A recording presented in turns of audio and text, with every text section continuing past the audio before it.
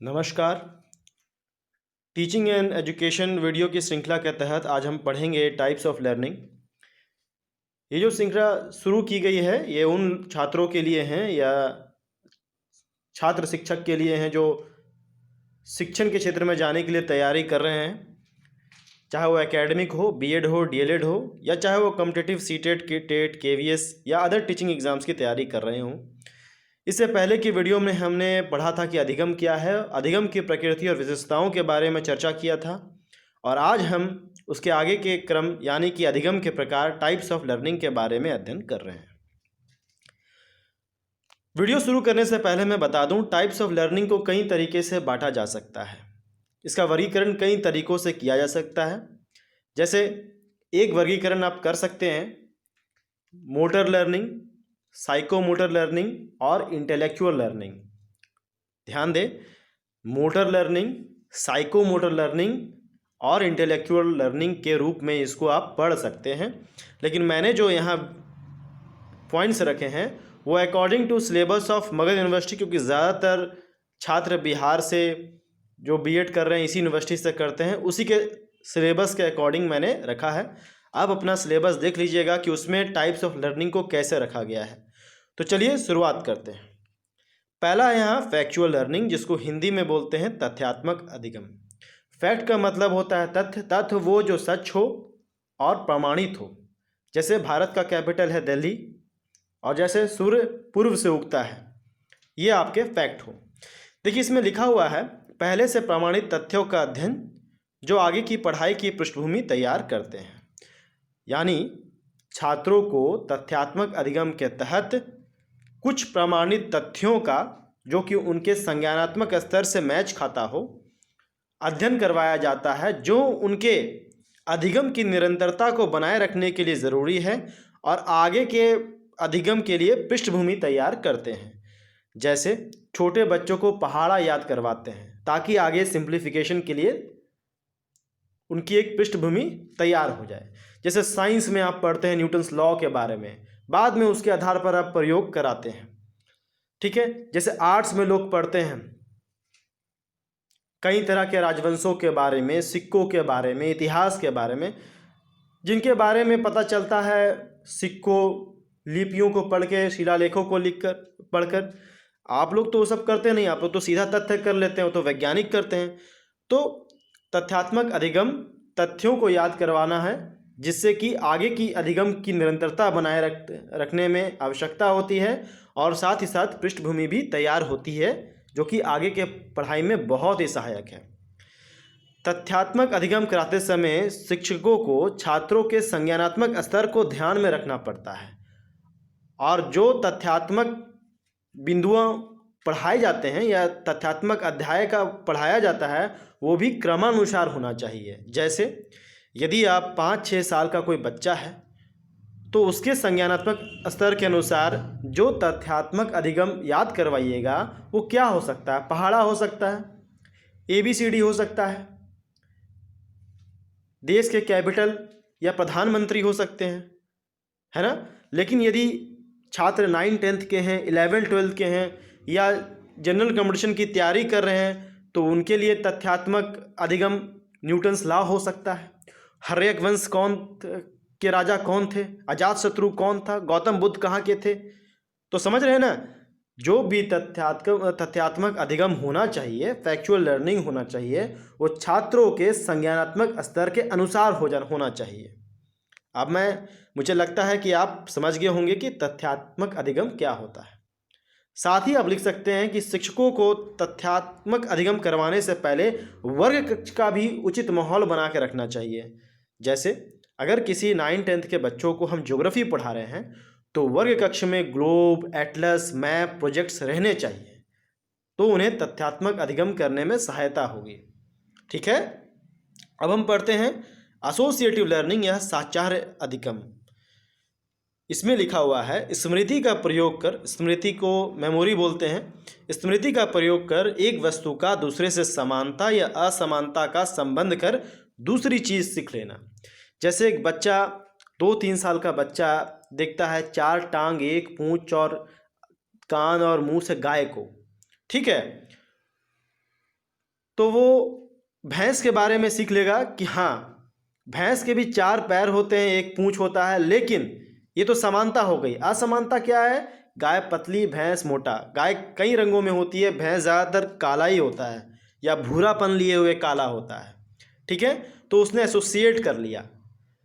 बड़े बच्चों के संदर्भ में हम याद रखें तो आप पढ़ सकते हैं, आप साइकिल चलाना सीख लिया तो उसी के अनुसार स्कूटी चलाना सीख लिया।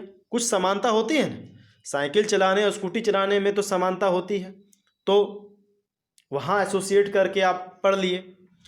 ऐसा नहीं है कि एसोसिएटिव लर्निंग यहीं पर है। आप कंपटीशन की तैयारी करते हैं या कोई बड़ा स्टूडेंट है, बड़ा छात्र है, तो वो भी एसोसिएट करना सीख लेता है। जैसे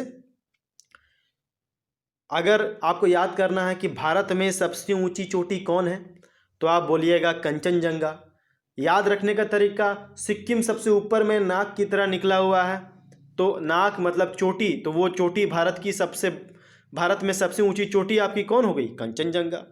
यहाँ ध्यान रखिए कि मैं भारत में ऊंची चोटी बोल रहा हूँ, भारत की ऊंची चोटी नहीं बोल रहा हूँ। भारत की ऊंची चोटी तो काराकोरम रेंज में K2 है, ठीक है, जो कि पाक अधिकृत कश्मीर में, पाक ऑक्युपाइड कश्मीर में है।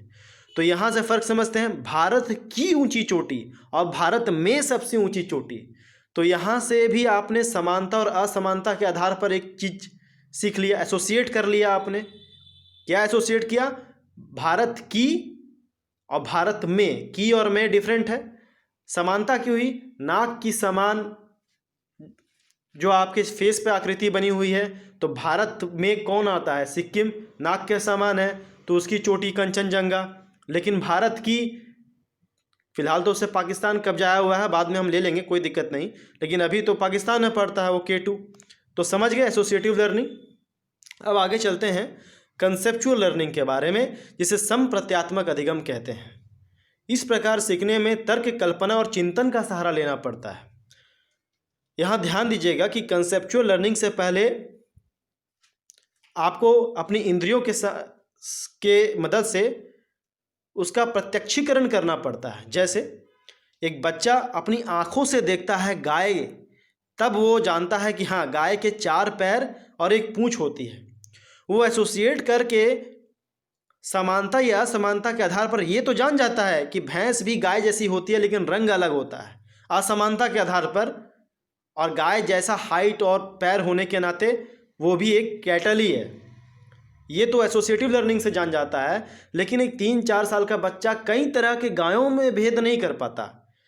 गाय में भी तो कई नस्ल होते हैं और दूसरों की गाय में अपनी गाय कौन सी है वो भी पहचान नहीं पाता है। तो उसके लिए उसे तर्क शक्ति का इस्तेमाल करना पड़ता है, कल्पना शक्ति का इस्तेमाल करना पड़ता है, चिंतन का इस्तेमाल करना पड़ता है। और ये कंसेप्चुअल लर्निंग छोटी उम्र में संभव नहीं है। ये 3-4 साल में कंसेप्ट डेवलप होने में बहुत समय लगता है, ये उसके बाद की एज में है, बाल्य अवस्था में ये कंसेप्चुअल लर्निंग होता है। ठीक है, तो कंसेप्चुअल लर्निंग से पहले आपको प्रत्यक्षीकरण होना ज़रूरी है। ठीक है, इसका और भी एग्जाम्पल है। जैसे आपने पढ़ लिया लॉ ऑफ इनर्शिया, अपनी आंखों से देखा तो प्रत्यक्षीकरण कर लिया कि हाँ, लॉ ऑफ इनर्शिया ये होता है। लेकिन जब आप उसे तर्क, कल्पना और चिंतन के सहारे समझ जाएंगे और अब गाड़ी में बैठे हुए अचानक जब गाड़ी शुरू होती है या रुकती है, आप झटका खाते हैं, तो आप समझ जाते हैं अच्छा यहाँ लॉ ऑफ इनर्शिया लागू हो रहा है। तो ये कब समझे? जब आपको कंसेप्ट डेवलप हुआ। और कंसेप्ट कब डेवलप हुआ? प्रत्यक्षीकरण के बाद डेवलप हुआ। तो मुझे उम्मीद है कि आप समझ गए होंगे टाइप्स ऑफ लर्निंग में 3 चीज़, फैक्चुअल लर्निंग, एसोसिएटिव लर्निंग और कंसेप्चुअल लर्निंग। ठीक है, कंसेप्चुअल लर्निंग भी छात्रों के संज्ञानात्मक और भावात्मक स्तर के अनुसार होना चाहिए। ऐसा नहीं है कि आप पढ़ा रहे हैं 8-9 के और उसको कंसेप्ट दे रहे हो कैवल्य प्राप्त करने की या फिर रॉकेट साइंस का। तो ये सब बिंदु हैं जो हर चीज़ में थोड़ा बहुत समान रहते हैं। आगे कुछ है वो है प्रोसीड्यूरल लर्निंग भी होता है, जनरलाइजेशन लर्निंग भी होता है, प्रिंसिपल एंड रूल लर्निंग भी होता है, जिसके बारे में हम पार्ट 2 में डिस्कस करेंगे। तो मैंने आपको टाइप्स ऑफ लर्निंग बताया। अब मैंने ये भी बताया कि टाइप्स ऑफ लर्निंग कई तरह के से वर्गीकृत किया जा सकता है। आप इसको मोटर लर्निंग, साइकोमोटर लर्निंग और इंटेलेक्चुअल लर्निंग में भी विभक्त करके आप पढ़ सकते हैं। लेकिन मैंने यहाँ बिहार के किसी यूनिवर्सिटी के सिलेबस के अकॉर्डिंग आपको टाइप्स ऑफ लर्निंग बताया है, जो कि है factual learning, associative learning, conceptual learning, generalisation learning, procedural learning, principle and rule learning. लेकिन मैंने यहाँ डिस्कशन केवल 3 का किया है। वीडियो ज़्यादा लंबी ना हो जाए, इसलिए अगले पार्ट में हम 3 चीज़ों के बारे में अध्ययन करेंगे। वो होगा कि प्रोसीड्यूरल लर्निंग क्या होता है, जनरलाइजेशन लर्निंग क्या होता है, प्रिंसिपल एंड रूल लर्निंग क्या होता है। आपको मैं सभी चीज़ बहुत ही सरल भाषा में समझा दूंगा, जिसे आप सरल भाषा में लिख सकते हैं। और जब इतने सरल भाषा में चीज़ों को पढ़ लीजिएगा टीचिंग से रिलेटेड, तो सीटेट, केवीएस, एनवीएस में आपको कोई दिक्कत नहीं होगी। रही बात रीजनिंग, जीएस जो पूछा जाता है, वो भी आप ऑसम इन्फॉर्मेशन के अंतर्गत जो कई प्लेलिस्ट बना हुआ है उसमें जाकर पढ़ सकते हैं। यदि आप लोग की प्रतिक्रिया सकारात्मक रहेगी तो मैं उस पर भी कई वीडियोस आपके लिए लाऊंगा।